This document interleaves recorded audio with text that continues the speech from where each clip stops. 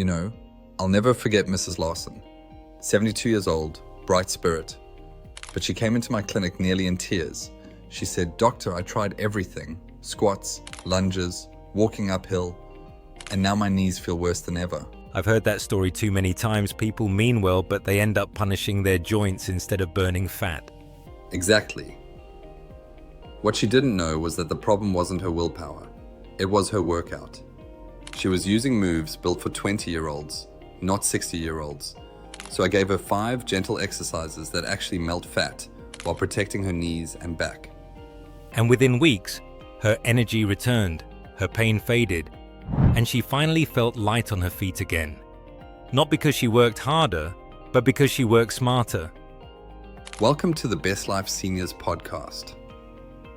I'm Dr. Howard Tucker, neurologist, longevity researcher, and a firm believer that aging isn't decline, it's data. And I'm Dr. Shigeaki Hinohara, physician and longevity advocate from Japan. Today we're diving into how seniors can trigger natural fat loss without a single painful squat or high-impact step. So if your knees ache or your back tenses, every time you move, stay with us. You're about to learn how small, low-stress motions, backed by science, can switch your body back into fat-burning mode safely. We'll talk about the muscle most people never train, how posture controls metabolism, and the one daily ritual that reawakens your inner second heart.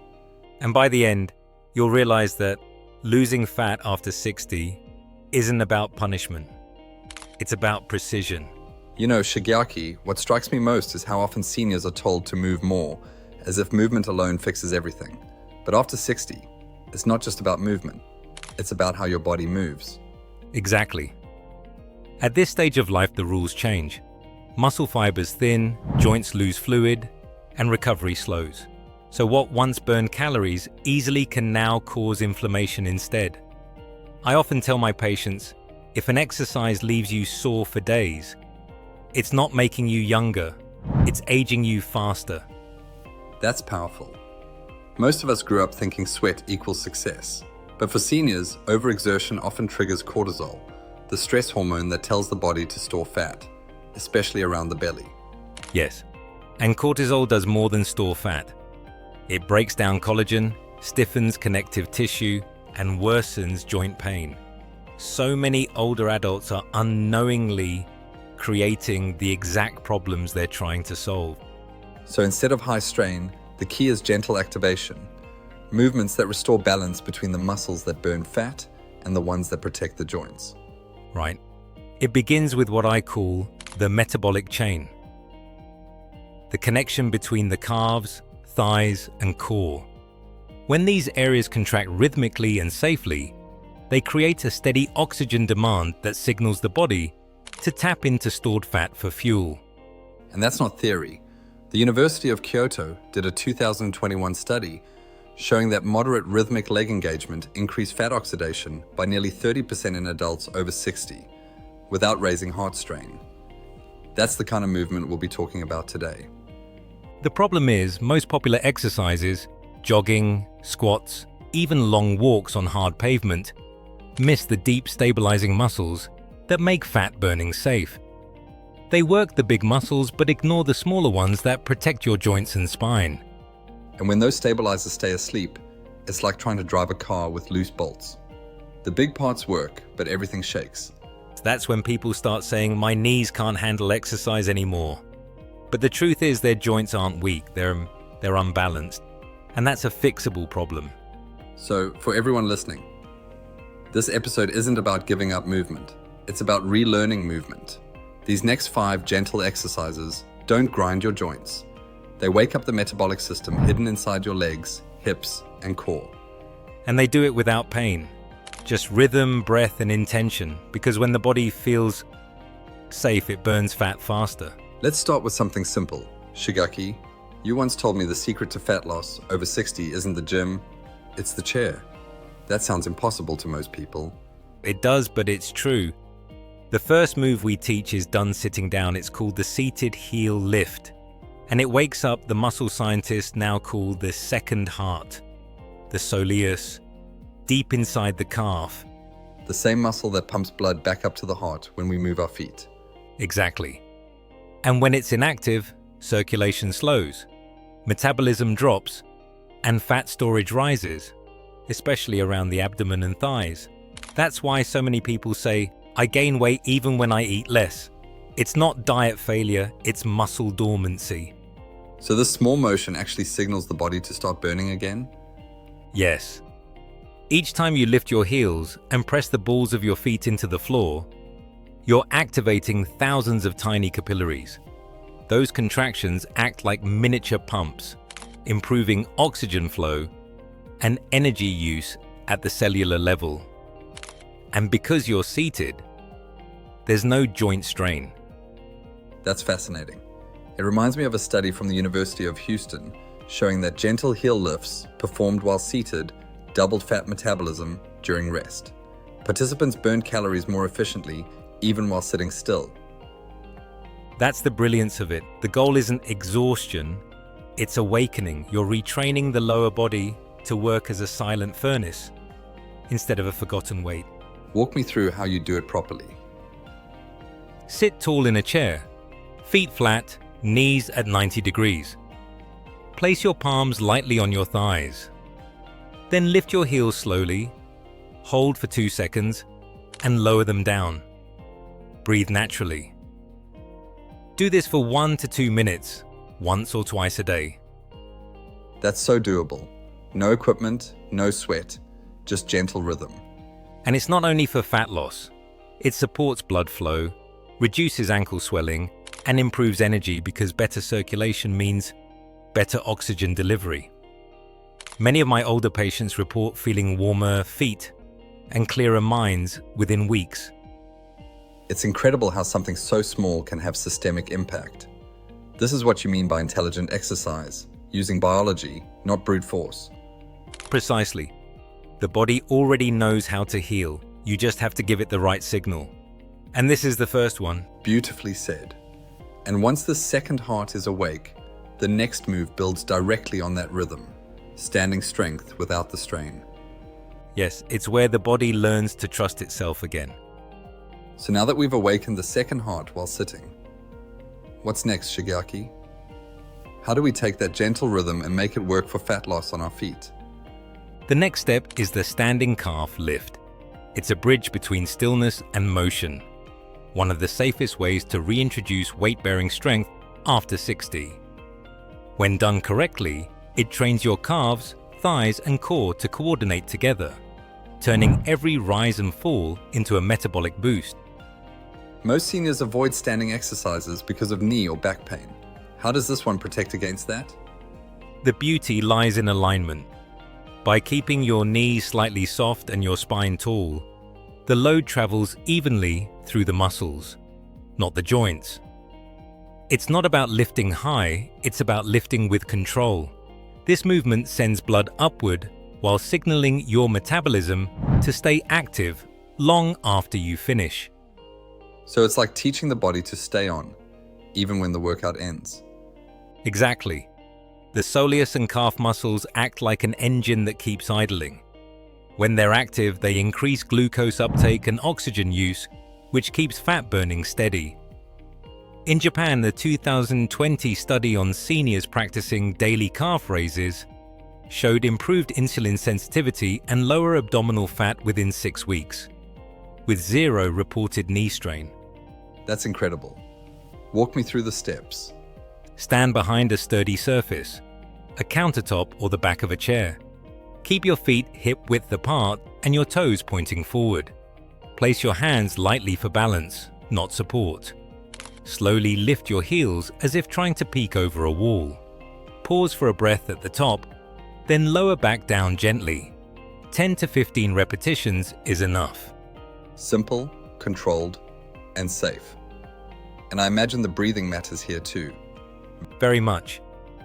Inhale as you rise, exhale as you lower. That breathing rhythm trains the diaphragm and improves core stability. When your breath flows, your balance improves and your nervous system relaxes, which helps fat loss too because stress hormones drop.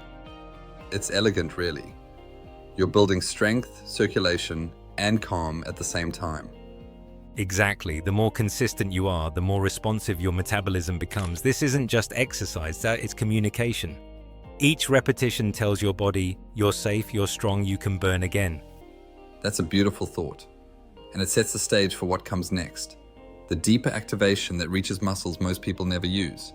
Yes, the hidden engine beneath the calf. The part that stabilizes every step and quietly controls balance and fat metabolism. So, Shigeaki, now that we've activated circulation and strength safely, what's this next move you call the deep engine? It's the bent knee calf raise. Most people don't realize this, but your body has two calf muscles. One that looks strong on the surface, and one that quietly keeps you upright, the soleus. When your knee bends slightly, you bypass the surface muscle and wake up that deeper one. The same second heart we talked about earlier? Exactly. But this version goes further. It strengthens the soleus under gentle pressure, retraining balance, improving blood flow, and triggering fat metabolism around the waist and hips. It's a secret move most seniors never use, yet it's one of the safest ways to build lifelong endurance. That's remarkable. It almost sounds too simple to have that much impact. That's what makes it powerful. Simplicity works when it's based on biology. The soleus is packed with slow-twitch muscle fibers, the kind that burn fat steadily without exhaustion. When this muscle is active, it tells the body to keep burning fuel even at rest. So it's like flipping a metabolic switch? Precisely. One study from the University of Tsukuba showed that bent knee heel lifts performed just twice a day improved oxygen use and lowered triglyceride levels in adults over 60. It's proof that gentle consistency beats high intensity. Let's make it practical. How can someone at home do this safely? Stand behind a chair or counter for light balance. Shift your weight onto one leg. Bend that knee slightly. Not a squat, just a soft bend. Then lift the heel of that same foot slowly until you feel a deep squeeze in the lower calf. Hold for 2 seconds, then lower with control. Switch legs after 8 to 10 reps. I can already imagine how that feels. Steady, controlled, and kind on the joints. Yes. The goal is to feel the activation near your ankle, not your upper leg. That's when you know the right muscle is working. And unlike fast workouts, this one teaches patience. It's about awakening endurance, not chasing fatigue. I love that idea. Trading force for finesse. Exactly. Because after 60, balance and metabolism share the same root, the deep muscles that hold you upright. When they're alive again, your body stops bracing and starts burning naturally. So every lift is more than exercise. It's a quiet reminder that strength hasn't left. It was just waiting to be reawakened. And once that engine is humming, the next move brings it all together. Posture, power, and confidence in motion. So now we've built circulation from the ground up. First sitting, then standing, then bending.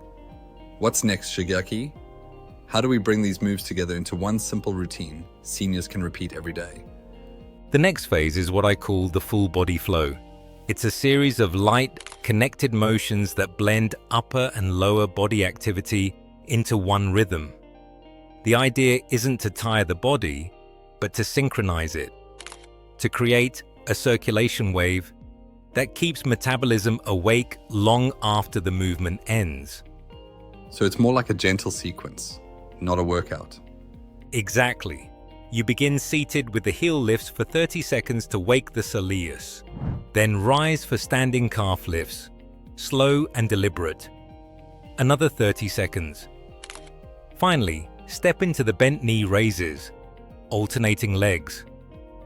Once those muscles are alive, you add the arms, soft swings at your sides, or gentle shoulder rolls to invite circulation upward. That's interesting. Connecting the breath with motion. Breath is the conductor. Inhale as you rise, exhale as you lower. Each breath pumps oxygen through your bloodstream, helping the cells use fat as fuel. And when the arms move lightly in sync with the leg, You activate the lymphatic system, your body's natural detox network. It's like clearing debris from a clogged river so metabolism can flow freely. I like that image. It reminds me of something I read from a Harvard study. Seniors who practice rhythmic, full-body movement for just 10 minutes a day improve their resting fat oxidation and reduce waist circumference by 4% in 1 month, without dieting. Yes, because these movements reactivate the systems that aging tries to silence. Blood flow, muscle tone, nerve signaling, and balance. Once those are aligned, the body burns more efficiently on its own. And this is all done in just a few minutes? 5 minutes a day is enough to begin. You can do it in the kitchen, by the sink, even holding the back of a chair. The goal is consistency, not intensity. Morning flow boosts metabolism. Evening flow helps drain inflammation. I love that. Motion is medicine. Twice a day, no strain. Exactly. When done regularly, this flow becomes a quiet rhythm that rewires your body to stay light, strong, and steady. Fat loss stops being a battle, say, it becomes a byproduct of balance. Beautifully said. And I imagine this leads perfectly into our final conversation. How mindset and daily habit turn these 5 moves into a lifelong anti-aging ritual. Yes, because in the end, it's not the movement alone that changes the body. It's the meaning behind it. You know, Shigeaki, as I listen to you describe these movements, I can't help but think back to all the patients who told me, "Doctor, I just want to feel like myself again." They weren't chasing youth, they were chasing freedom. Exactly. Freedom from stiffness, from fear of falling, from believing their best days are behind them. What I've seen and lived is that movement is not just physical, it's emotional medicine. The moment the body starts to move again, the mind follows. That's powerful, because somewhere along the way, people were told that slowing down was inevitable, that pain meant they should stop. But science tells us the opposite. Gentle motion heals. It reactivates circulation, lubricates joints, and reminds the nervous system that the body is still alive and capable. Yes, and that's why these 5 movements matter so much. They're not about fitness, they're about confidence, about teaching the body you can trust yourself again. I've had patients in their 80s start with just a seated heel lift, and within weeks they were walking taller, breathing deeper, and saying they felt 10 years younger. And what's remarkable is that it doesn't require gyms, trainers, or pain. Just 5 minutes of presence and consistency. Because, as you always say, healing isn't a fight, it's a rhythm. That's right. Aging gracefully isn't about resisting time. It's about rejoining it, matching your body's pace with kindness and intelligence. Each repetition is a small act of renewal. Each lift, a vote for life. I think that's the message every listener needs to hear. You're not losing power, you're rediscovering it. Your body hasn't given up. It's waiting for the right invitation to return. And those invitations are found in movement, not in medication. So if you're over 60 and have felt frustrated by diets, joint pain, or fatigue, remember, strength doesn't begin in the gym. It begins in moments like this, when you decide to move again. And when you do, your body listens. It always does. That's the heart of it, isn't it? Healing is remembering what the body's been trying to tell us all along. Exactly. So, to everyone listening, start today. Move gently, move often, and watch how your body thanks you. We'll see you in the next episode, where we'll reveal how one overlooked breathing pattern can boost metabolism even further. Until then, stay curious, stay kind to your body, and keep moving forward, one gentle step at a time.